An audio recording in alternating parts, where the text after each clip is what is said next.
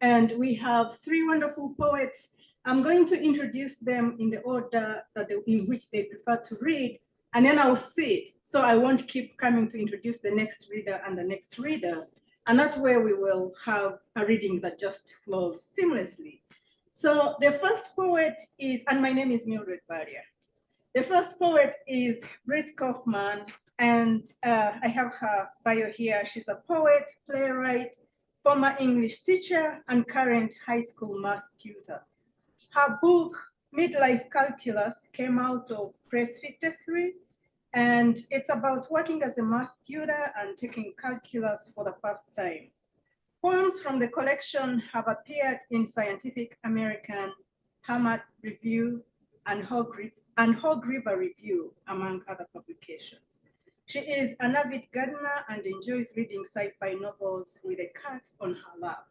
And if you checked on our calendar, the flyer, her bio is part of she has her website on her bio. So if you want to know more about Britt and her cat and her poetry and her math stuff, feel free to go to her website after the reading and find out more information. And the second reader is going to be Claudine Moreau, and she was born near Michigan's Saginaw Bay, but was raised in the coal mining country of southwestern Pennsylvania. She is the author of the chapbook, Dark Machines. And then the book she'll be reading from today, Demise of Pangaea, came out of Main Street Rag 2024. And it's her first full-length poetry collection. Claudine resides in North Carolina and teaches physics and astronomy at Elon University. She has work forthcoming in Chaotic March. And our third poet is going to be Raye Hendrix, and she is the author of What Good is Heaven, a poetry collection selected to represent Alabama in the Southern Poetry Breakthrough Series from Texas Review Press 2024. Raye has also authored 2 poetry chapbooks, and her poems have appeared in American Poetry Review, Poetry Northwest, Southern Indian Review, The Journal, and elsewhere. Raye lives in Knoxville and teaches in the English department at the University of Tennessee. Again, for more information, feel free to look up her website. And without really wasting time, let's welcome Britt to the reading.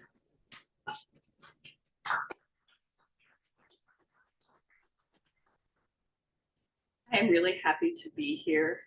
And I'm really happy that all of you came and those people who are online considering this weather. Yeah, I totally get it. Today is a very auspicious day, not just because there's a poetry reading, but I'm going to completely overmath you just from the beginning. Yes, I have flip charts. Today is 1/5/25, which would be the same as 5 to the 0th power, which anything to the 0th power is 1, because that's like saying 5 divided by 5, and then 5 to the 1st power, which is 5, and then 5 to the 2nd power, 5 squared, which is 5 times 5, is 25. So very auspicious day for those of us who like to read into things, which poets do. That's kind of our thing, is we make meaning out of other things. When I started writing these poems for midlife calculus, I was actually in math classes where I am a tutor. And so I would, after hearing about linear equations so many times, I kind of zone out a little bit, and I'd get fixated on the words or a pun, and then I would start jotting down these little snippets that stayed in my math notebooks with my math notes for quite a long time before I had finally built up enough of them. And I thought, okay, I might have something here. And then I pulled them out and began refining them. A lot of this book happened during COVID, and it was a stressful time to be teaching and navigating. And the irony is, as you'll hear in this poem too, is that education hasn't necessarily gotten any easier post-Helene. Yancey County, I believe, was the last school system to go back. That's where I work. And then we went back and then immediately had some like snow days or weather days and that kind of stuff. So we essentially missed 9 weeks of school this fall. And so I feel this poem now even more than I did when I wrote it. Scaffolding. We thought these were the days to come, unprepared as we were, though they keep coming. Low tide today was yesterday's high, the waves increasing in amplitude as though the full moon refused to wane, would rather spiral in to meet the sea. The teachers lament. Why is this year the hardest yet?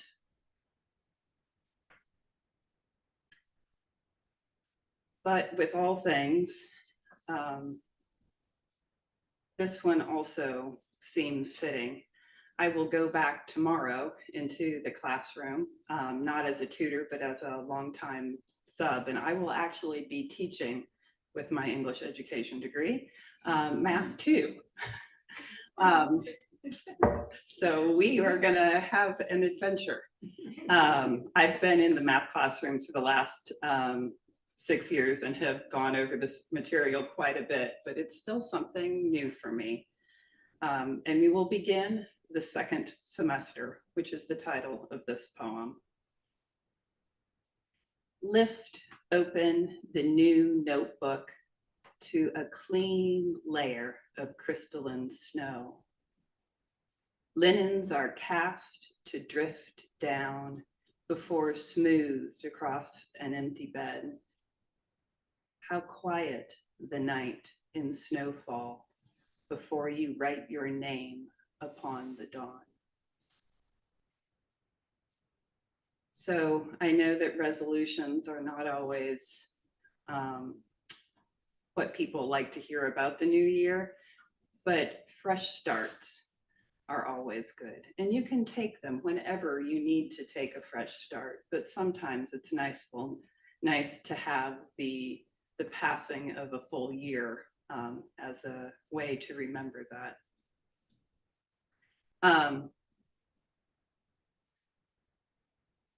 Also, I'll take the opportunity to read this one and do more of what I love to do, which is a combination of things.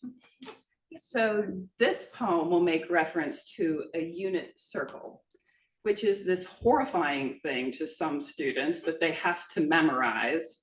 What's really quite interesting, if you think about the Pythagorean theorem, which is a squared plus b squared equals c squared, it is just something that's true about math and the way the world works.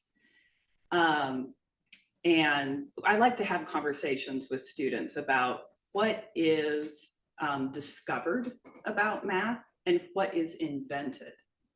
So the fact that the two legs of a right triangle, if you square each of them, add them together, it adds up to the square of the hypotenuse. That's just something that is. But us realizing how to talk about it is something that we've invented. And a unit circle, as you can see, is where you take the hypotenuse and you set it as 1 all the way around. And that allows you to discover really interesting relationships about the two legs.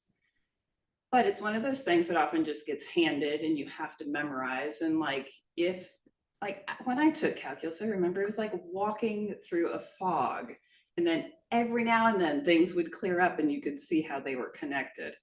And that's one of the things that I like is when it does become clear. I referenced the unit circle in this one, but I'm also thinking about this poem in particular because the kids were home from college. And now they're back at college. One of them is about to go to Tanzania for 3 months. And so You know, the family will be spread out all over. Which reminds me of this poem, Mathematics of Change. Often, there are infinitesimal changes in motherhood's demands, and sometimes leaps. Twins, kindergarten, driver's permits. Now I calculate what I am already too late to do on the edge of my family unit circle, the empty nest.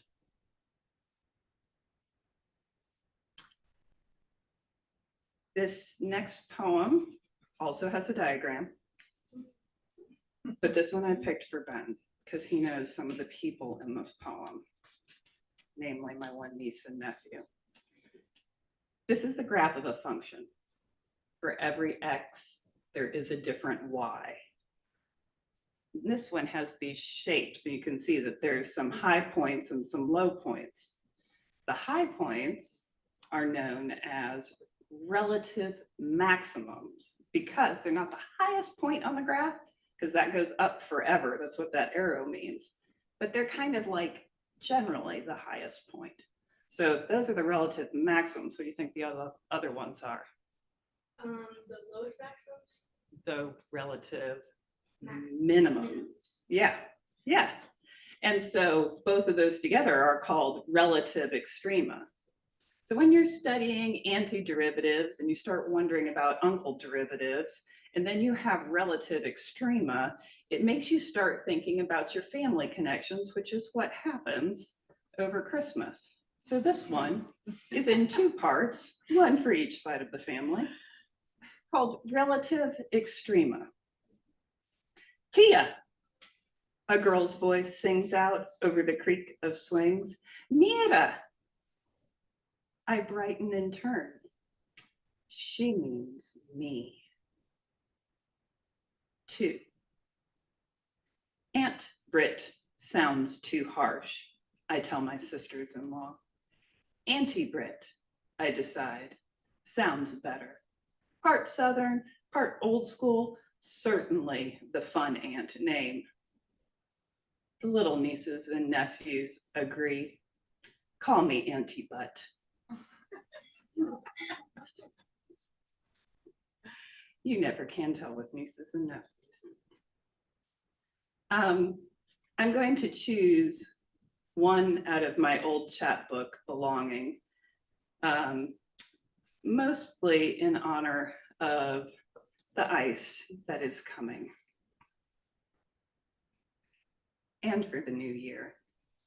This is Oak Leaf. All fall it watched others loose themselves into the wind, drift and lilt their way to the ground and scuttle, transformed from canopy to carpet. All winter it clung, stipuled toes dug into the branch as it danced wildly. Later, gilt in ice, bore a small measure of still snow.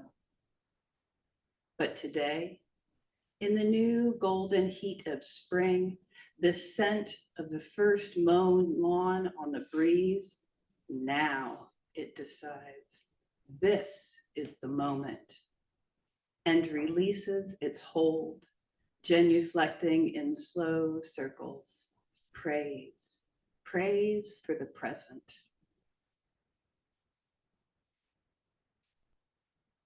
And last, I will read the last poem from this collection. If you haven't known the phrase Fata Morgana, I would encourage you to Google it and look, because you just have to look. I'm going to attempt to describe what's going on in the poem, but you really just have to see it for yourself. And I hope in real life sometime you can see one. Fata Morgana. Across the ocean, a vision hovers above the waves. of who I might become. Images flipped, one layered over another. Science says thermal inversion, bending light, curvature of Earth. An illusion whose siren sings, promises pearls for all these agitations. Which one will resolve herself to be? The slap of waves against the hull, still in the doldrums, rocks me as I ponder. Should I drift? Or plot a course to follow, even under darkened skies, guided by galaxies wheeling away, light so slow, I'd steer by an unfathomable past, toward a mirage, a conjuring, an eventual me, only assured to vanish.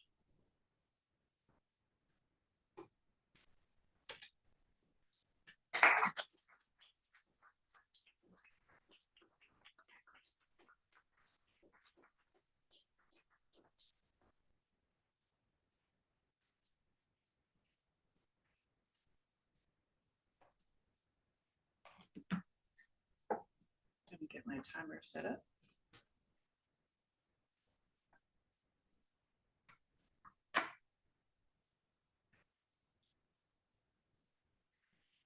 So I teach physics and astronomy a lot, and a lot of times when I tell people I teach astronomy, they start asking me, "What's your star sign?" Especially here in Asheville. And then I always get, "Do you believe in aliens?" That's the other one. So today I wore my alien earrings, and about that. So I'm gonna start off with a poem that is about a scientist named Enrico Fermi. So Enrico Fermi is known for a paradox, and the paradox is called the Fermi paradox. And basically what it is the universe is filled with exoplanets, planets, billions, hundreds of billions of them around other stars. So statistically speaking, we should have other life forms in the universe. And there should be, our galaxy itself should be teeming with life. However, since we've been listening, we haven't heard them yet. So this is a poem about Fermi finally hearing something. It's called Fermi's UFO Report. Unlike the seashell, space is mute. The paradox, there are billions of Earths, but where is everybody? Did God call for radio silence? A silence mayday on channel 16 for our ship on the Fritz. We've trawled space for repeating sequences, messages, beamed codes, binary dits and daws. This morning at the shore, the conch shells start ringing, pressing their pearl lips to my ear. They are blowhorns, trumpeting, take us to your leader. Clouds in the pinkening east begin to take the shape of saucers. Fermi finally got the UFOs.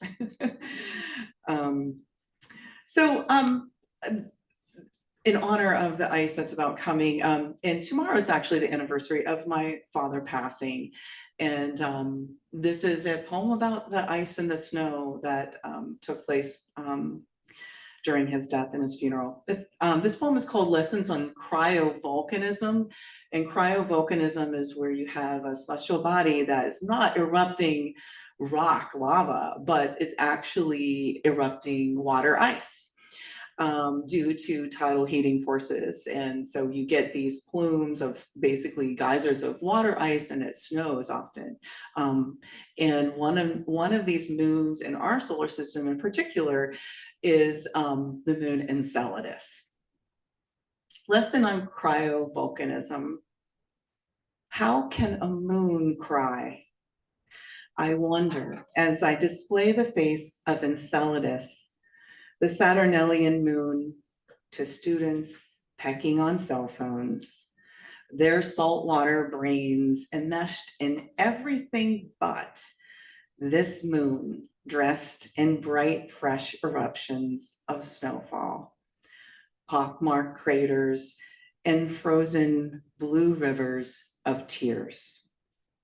It is January, my season for venting and remembering the snow-packed mountain road which winded up to the flat rock church that my father rebuilt, post and beam. Every nail hand hammered, every cement block placed and trialed with his patience in finding God in hard work. I want to tell the class that humans are the only species known to cry from emotion. But instead, I get locked inside my mind's digital inventory to see a wooden pine box engraved with his name next to the pulpit, wreathed in baby's breath. Steam and smoke escapes every scene. Thank you. A little sad one there. Sorry about that, guys. Yeah, so love you, Dad. So my dad was a smoker. And the next poem I'm going to read is when we knew he was really ill with, I guess they call it COPD now, but back in the day they used to call it emphysema. So this poem sort of predicting the end game for my father. Emphysema.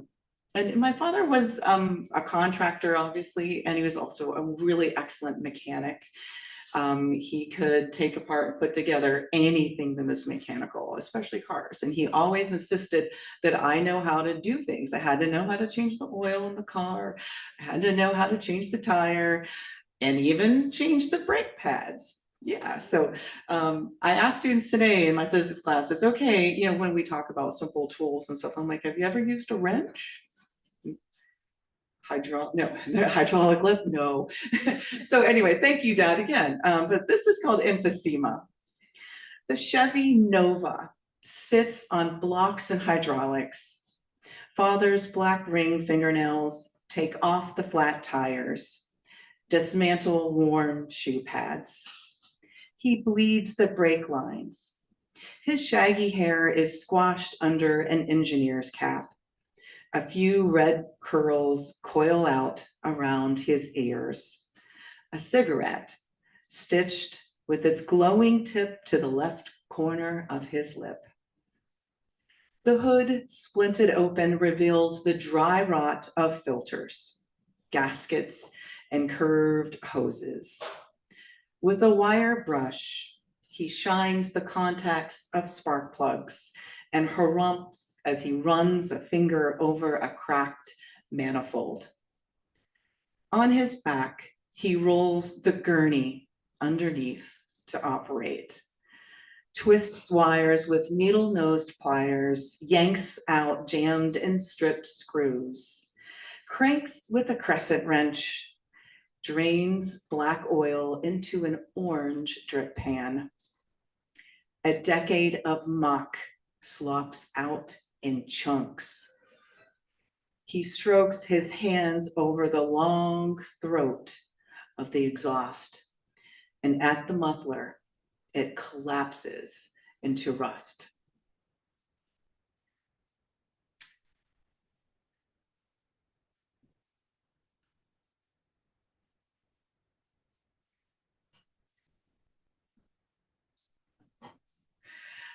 Let's see, where I'm losing my time. Okay, here we go. I am going to read a poem about a little doggy. So the first Earth creature put into space was a little dog named Laika, and you might have heard the story of Laika.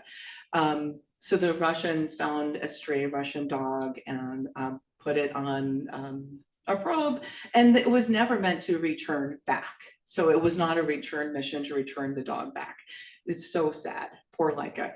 But this poem is in honor of Laika, and it's called Space Dog.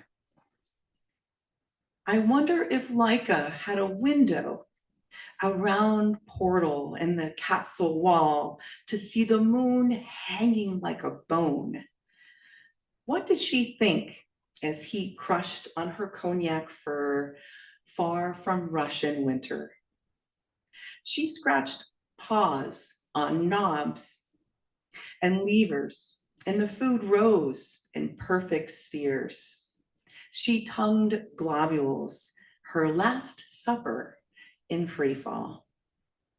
Maybe she dropped into a final dream, chasing alley cats, snuffing her nose across wet stacks of Pravda between trash cans. 2,000 sunrises, and then her remains tucked into the thick fold of atmosphere, a quick prick of light, a nova unseen. We're a little like a, all right, let's see where we are. Let's see, so I go into next. Oh yes, we're gonna go and talk about black holes. Black holes, black holes. So originally this poem was called Schwarzschild Radius, and then my workshop group said we have no idea what that is. And I was like, okay. And they're like, you must change the title. So I did. I made it more welcoming. So it's called Becoming a Black Hole. In a general, like first semester astrophysics class, one of the things you learn about is that theoretically any mass could be turned into a black hole. You just have to get it small enough so that its mass is occupying a really tiny volume. So this poem is about becoming a black hole.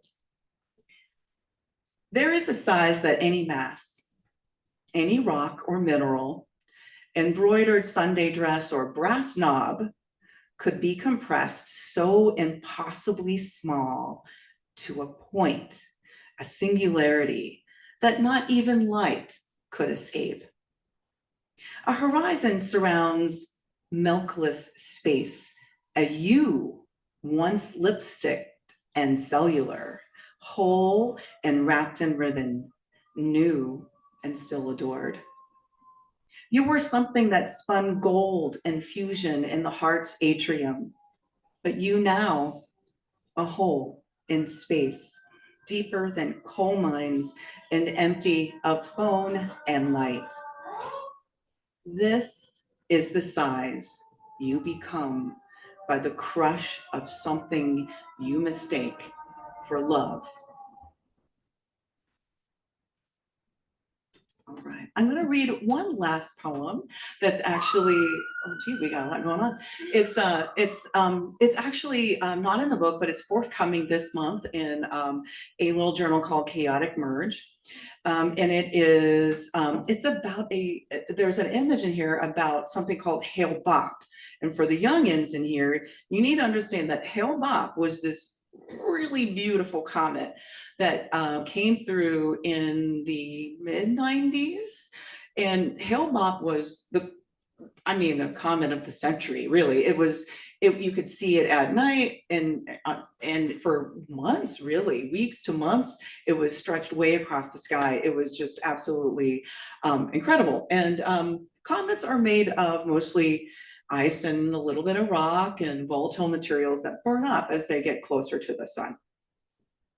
And I believe that Hale Bopp came from a region of our solar system called the Oort cloud. And the Oort cloud is so you go out beyond even Pluto, you go out beyond that and out even further beyond the Kuiper belt. There is this spherical region of comets, about trillions of them out there. And these things sometimes get perturbed. And what they do is they take a nosedive in toward the sun.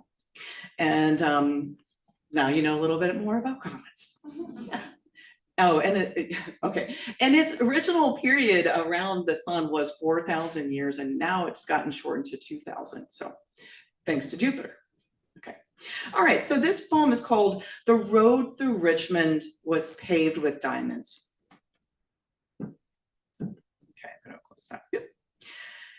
At first, loving the narcissist made life feel electric and warm.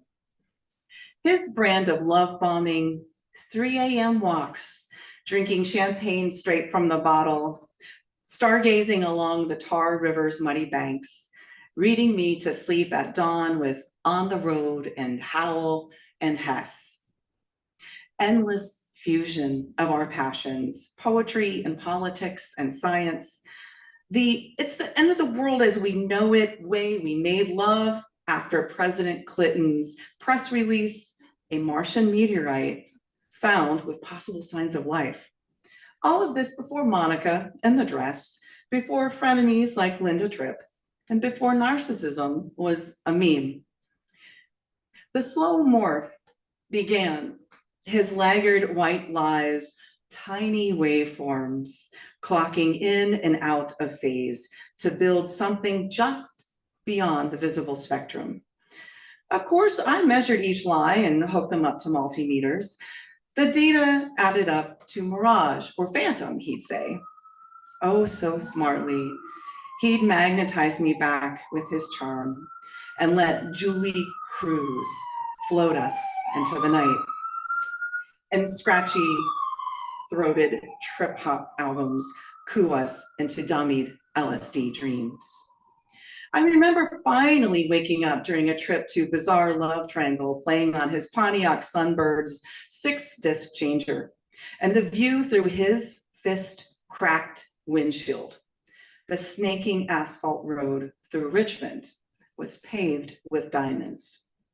And that spring night, hail bop stretched through our bedroom window, and I watched the comet burn and dissolve in sunlight, its tenuous veil pointed away from the sun, as its core nucleus of rock and ice crumbled and released 2 tails, one of vapor and one of dust.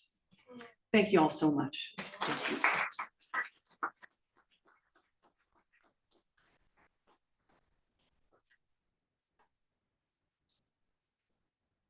Guess it's my turn. Let me get my life together. Sorry. I've had nothing but caffeine today, and so usually I'm not like jittery, but I'm sweating and I'm shaking. I'm not, so I just wanted to, oh no. You know what, we'll just, thank you, I'm 5'4". It's an illusion because I bought tall shoes. And there's also stuff inside the shoes to make me seem even taller. Thank you. Cool, that'll work. Thank you so much. Hey, yeah, I'm not usually this shaky. I just had an exorbitant amount of caffeine today. Love that for us. Unlike these 2 brilliant poets, I'm terrible at math and also science. I grew up in North Alabama in farm country, and that is pretty much the extent of my knowledge. I teach English. I don't do any of the science stuff. But this is my first book. It just came out in September, so I'm really excited about it. Thank you. Like I said, I feel really right now. I'm vibrating on some wavelength that one of you could probably calculate, but I can't. But this book took me like 10 years to write total. I wrote the first poem that would eventually become part of it in like 2013 in an undergrad poetry class. So it still feels really surreal for all of any of this to be a thing. There is one poem that I wasn't planning to read, but after hearing all the sciencey poems, it's the closest thing I have to a sciencey poem. So I'm gonna start with that. You can tell me all the ways that it's wrong later. This book, just for some context, is largely a queer, bisexual, non-binary coming-of-age story set in poems in rural North Alabama, where I'm from. So I'm going to start way out of order because I want to read the science-ish poem with this one called The Darkest Place in Alabama. Milk splashed in a great black empty cauldron. The stars, so thick they embarrass the moon, seem to drip from the dark pale of the sky into the river, the pines, a silver lining to isolation, the loneliness of too much land with too few people in it. Godless in God's country, I count myself their kinfolk, those distant clustered suns, heaven's fiery queers that seem so close but never touch, glittering together and alone, spread beyond the reach of love. No blood, thick or otherwise, to speak of, no resemblance, no relation. Still, I call them family, celestial cousins. But I am most like the stars in that I consume myself in absence. What else is there to do in all that empty space but burn? That's that poem. I forgot to look at what time it was. Okay, cool. We're good. We're solid. I'm gonna drink some water after this. Oh my God. I'm so. Anyway, I'm a Capricorn, I'm a winter baby. January, 10 days from now, which is exciting. And I've always loved winter, so this is kind of my favorite weather right now. I love like a clear. I just moved back to the south from doing my PhD work in Oregon, where it's like a wet cold, but like 9 months of the year. And I'm so happy to be back in like a. Oh my God! Thank you. This is. Yay! One moment. Oh my God! Thank you. That's really kind. Anyway, I love winter, and a lot of it I think is maybe I'm reading too much into it, but I've always, growing up in farm country, associated birth with like spring and summer and warm months. That's when the animals do their birthing. That's when plants do their birthing. So a lot of this book has like winter births and stuff like that. And I think some of it's trying to negotiate my own feel. I'm the only one in my family with a winter birthday. So I think I'm trying to like negotiate my own like seeming wrongness, which is also this kind of queerness in the book, by being born in January. So I'm going to read the winter poems from this book in honor of winter and this like cold snap that we're having. So this poem is called The Horse. There's also, just trigger warning, a lot of like, it's farm country, there's a lot of animal death. I don't think it's gratuitous, but I just wanted to throw it out there. The Horse. The year before my mother was a mother, she cradled a foal, weeks old and already broken by desire. Mimicking its own strong mother, tried to clear the fence and couldn't, legs too twiggy to make the leap.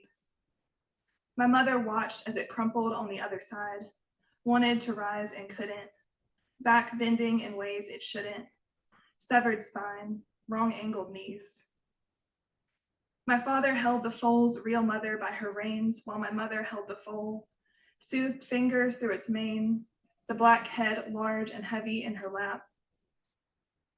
My father pulled the mare back to the barn, called the vet, who made the dirt road drive at once, brought the syringe.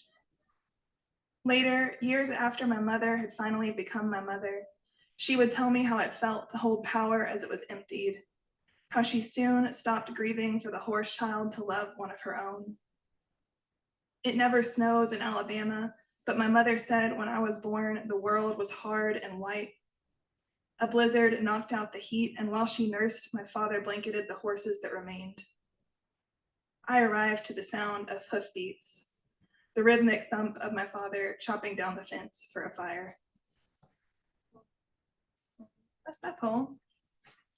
I like just decided what poems I was gonna read 15 minutes before this started. Maybe not even that. So another winter poem.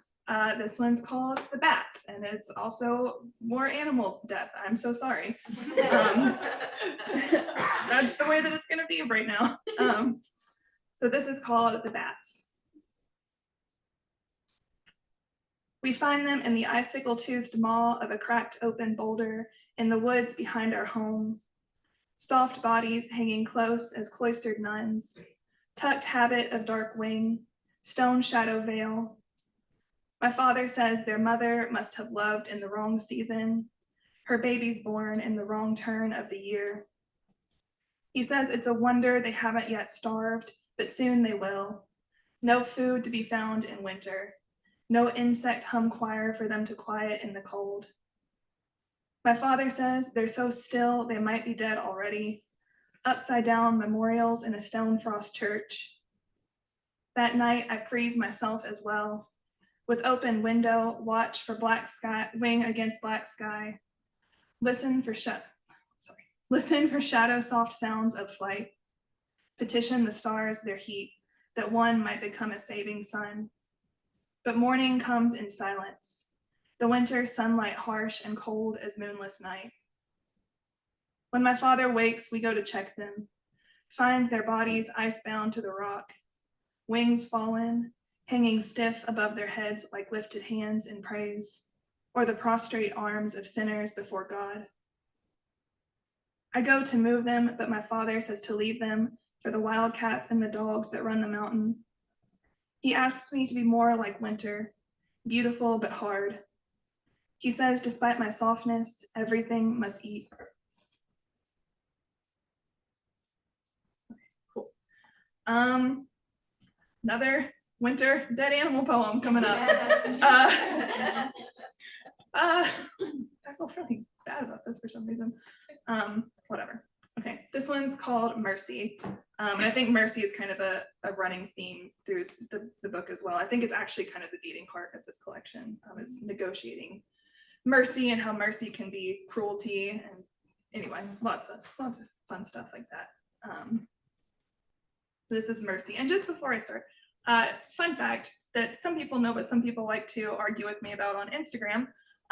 North Alabama is in fact culturally and geographically part of Appalachia. So just getting that out of the way before I read this poem. We are considered Southern Appalachians. I grew up in a holler, like we have the same, anyway. This is, I'm gonna shut up. That caffeine is like, it's, hang on. Gonna mellow it out in my blood or something. Okay, this is called Mercy.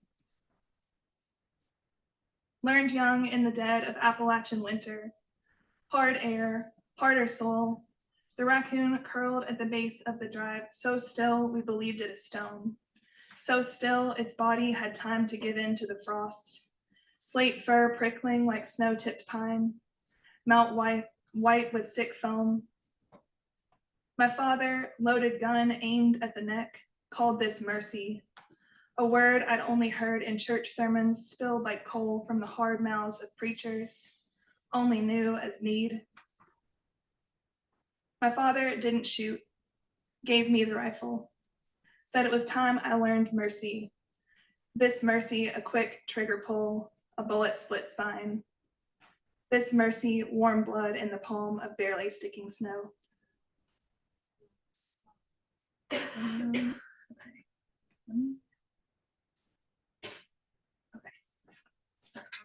Gaving things, trying to figure out what I can do. I'm just gonna read a couple more, I think, if that's okay. I'm gonna start sort of backwards and then read my two favorite at the end. Speaking of my birthday earlier, this poem is a poem that I wrote to myself trying to negotiate this, like, I was born in the winter, what does that mean thing. It's a short poem called Foxthal. The little fox, her red body hard with freeze, calls to me from the roadside at the near edge of spring. She asks me how long it takes a body to break down in the cold because she's tired of waiting. I admit I'm not sure. My own body, January born and icy, has been trying to pull apart for years. What's that poem? Last two I'm gonna read. One is the last poem I wrote for the book, and I begged my editor, I was like, please can I put this in? The rest of the poems he had for like a long time. So I'm gonna read this poem called Against Salvation, that to me feels kind of like a fuck you poem. I don't know if I'll say that. And then I'm just gonna read the title poem, and then that'll be it. I think that's the right time. Okay, yeah, I think I'm good. I'm at like 11. Yeah, okay. Against Salvation. If beauty is a sin, give me beauty. If gluttony, a fork and knife. Let me drink the sweet water of youth's fountain while young. Waste it deliciously, gulp every brief drop. No going back, no turning unless it's into a pillar of salt. If sloth, give me the luxury of convenience and a lover to decay with. Of angels and their offices, I want no part, except maybe the ones who lusted, desired more or anything other than an eternity of peace. Golden palaces with pearl-laid streets. Gold bores me. Peace bores me. I cannot eat a pearl. If I must confess and repent to enter paradise, I confess I don't want it. I repent of nothing but the time spent fearing holy wrath. Gold, pearls, saints, paradise sounds like it would bore me. So if heaven is a paradise, I will face God and dance backwards into hell, which can't be that much worse than Alabama. If eternal life is what I lose for loving her, give me her and the quick burn of mortality. And if mortality is a curse, oh God, I beg of you, curse me. Curse me, forever and ever. Amen. Okay, thanks for having me. This is really fun. Oh, we'll read one more. It's just the title poem of the book, and then I will sit down and shut up and drink some water. Thanks, y'all, for letting me be part of this with you. You're much smarter than me, and I've learned things from listening to you today. Truly, though, the math poems and like the star, like it's also cool to me. I like dinosaurs, like in the Jurassic Park way, and that's about the closest I come to science. So I'm really like blown away and impressed with y'all. So it's cool to be in this space with you. This is What Good is Heaven? It's the title of the book and also the last poem in the book and the last poem I'm going to read. What good is heaven? When my mother dreamed of children, she pictured things in bowls. Beautiful fish gracing over brightly colored stones, clear water, a bowl of her favorite fruits, ceramic overflowing pears and tangerines, blueberries fat with sweet. I have always lived in secret, loved the dark water. I have always been the rough-pocked, bitter pit of peach. I remember being born, or at least the second time, when as a child I stumbled toddling down the steep gravel road, down off the sharp shoulder into a twisting bed of briar, and saw myself split open on the thorns, witnessed what till then had only been inside. Bee balm blossoms on my arms and knees, a secret my body well kept. Even then, I tried to bury it, force self back into antonym of self, that dying is not the same as being unborn, and I have never been any good at either. Once it didn't rain for weeks, but I wanted to be a fish so badly. I jumped off our pier and broke both ankles in the drought-shallow shoals and smiled that their new angles looked like fins. Once I watched my father stripping dry rotten wood from our porch, and as he pried up the boards, a family of possums hissed like bulbous vampires at the sunlight before they lit out for the edge of the woods, babies bobbing after mother like lures on a troubled lake. Everything is always looking for some new way to disappear. After the porch was fixed, I loosened a board and crawled inside, over and over, each time pretending I was crawling to the bottom of my mother's bowl of dream fruit, something soft and pitless each time I would emerge. In the dark, even the light-slatting planks were as large as black eternal sky, beams signaling heaven or the break of dark water to surface, the sun-clear water of day. Even now, I am always searching for something to crawl into, some new way to be born. What good is heaven to me anyway?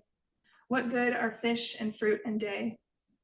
I'm still the child I always have been, hidden dark beneath the porch, pretending every nail hole is a star.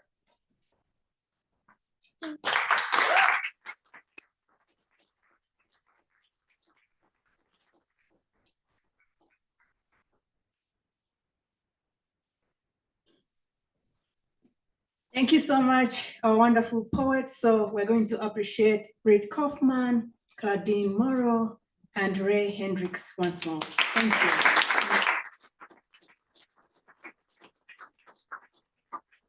And this is the moment you can't help but take home a book, right?